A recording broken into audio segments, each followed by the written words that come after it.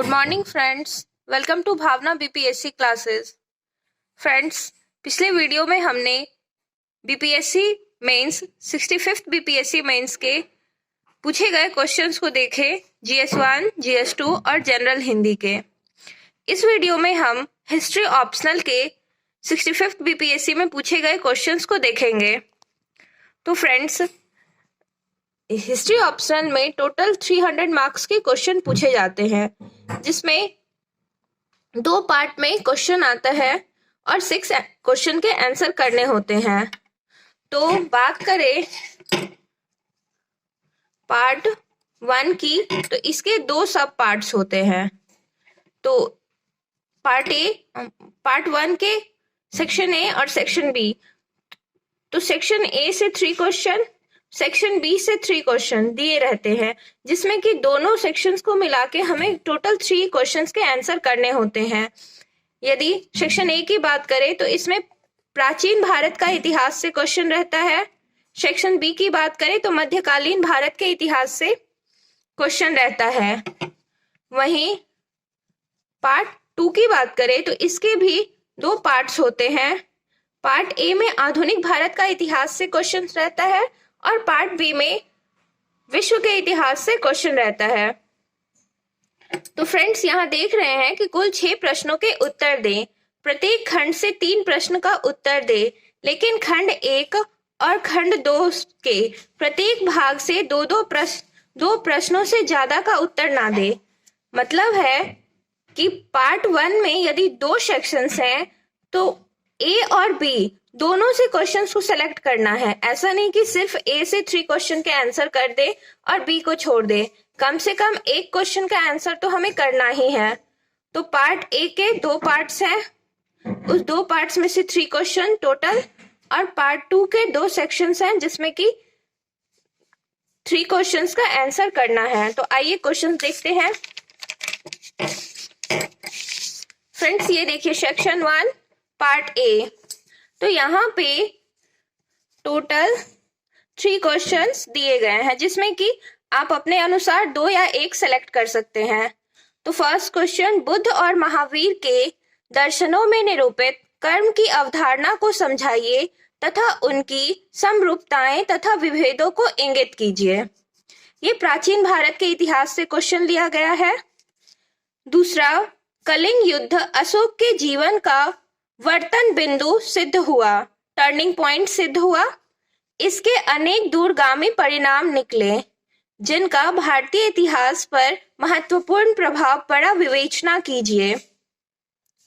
ये एक question 50 marks carry कर रहा है, तो उस अनुसार से आंसर दे। थर्ड क्वेश्चन देखे तो समुद्रगुप्त ने अपने विजयों में दोहरी नीति क्यों अपनाई? कुछ राजाओं को उसने पूर्ण रूप से नष्ट किया, अन्य को उसने राज सिंहासन से हटाया एवं पुनः सिंहासन पर बैठाया, विवेचना कीजिए। तो यहाँ पे समुद्रगुप्त की नीतियों को बताना है कि विजय करने के बाद वह किसी राज्य के साथ कैसी नीति अपनाया था। उत्तर भारत को ले या दक्षिण भारत को ले या उत्तर पूर्वी राज्यों की बात करें तो उसकी क्या नीतियां थी, उसका वर्णन करना है।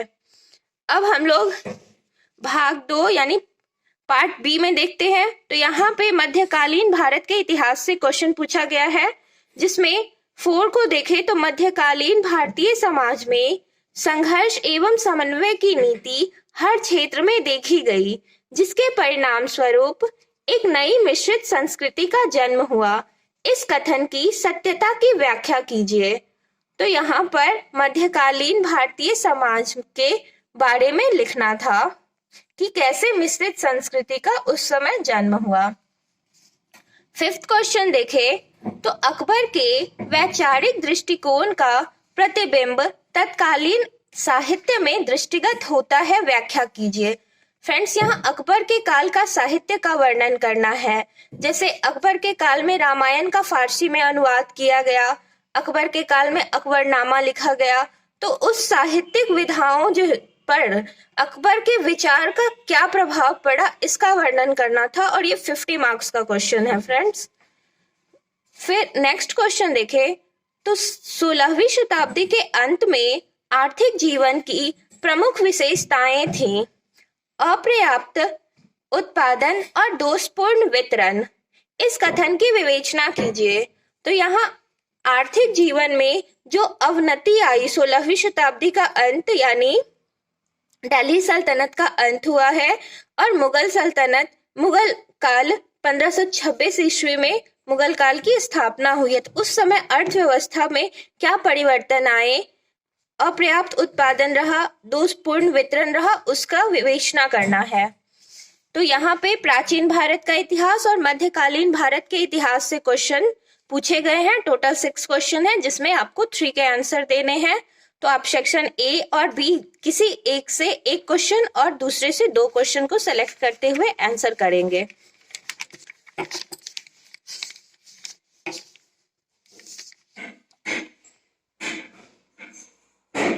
पार्ट 2 की बात करें तो पार्ट 2 में क्वेश्चन 7, भारतीय पुनर्जागरण ने मूलतः आध्यात्मिक स्वरूप लिया था। राष्ट्रीय आंदोलन की दुशाला ओढ़े पूर्व उसने कई सामाजिक व धार्मिक आंदोलनों को जन्म दिया। उक्त कथन के आधार पर भारतीय पुनर्जागरण के स्वरूप को निरूपित करें। ये आधुनिक भारत के इतिहास से क्वेश्चन है। सेकंड, भारत में ब्रिटिश शासनकाल में आधुनिक मशीनों पर आधारित उद्योगों के विकास में देश की राष्ट्रीय अर्थव्यवस्था के शुद्धिकरण में महत्वपूर्ण भूमिका निभाई थी। स्पष्ट करें। 9th क्वेश्चन देखें तो भारतीय समाज और संस्कृति पर गांधी जी के विचारधारा के प्रभाव का वर्णन करें। यदि पार्ट बी देखें तो यहाँ पर विश्व के इतिहास से क्वेश्चन पूछा गया है। फ्रांस की क्रांति दार्शनिकों के कारण नहीं हुई अपितु राष्ट्रीय जीवन की परिस्थितियों एवं सरकार की गलतियों के कारण हुई।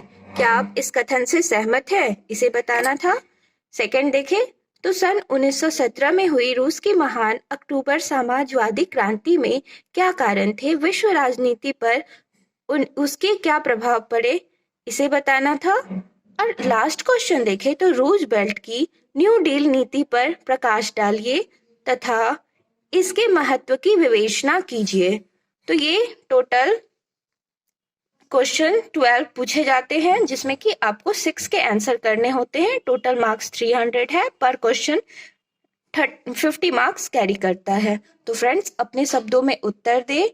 तो इसलिए जब भी आप हिस्ट्री के लिए स्ट्रैटेजी बनाएं तो प्राचीन भारत का इतिहास, मध्यकालीन भारत का इतिहास, आधुनिक भारत का इतिहास और विश्व का इतिहास चारों को साथ में लेते हुए पढ़ाई करें ताकि आपको प्रिपरेशन करने में कोई परेशानी ना हो। तो थैंक यू फ्रेंड्स।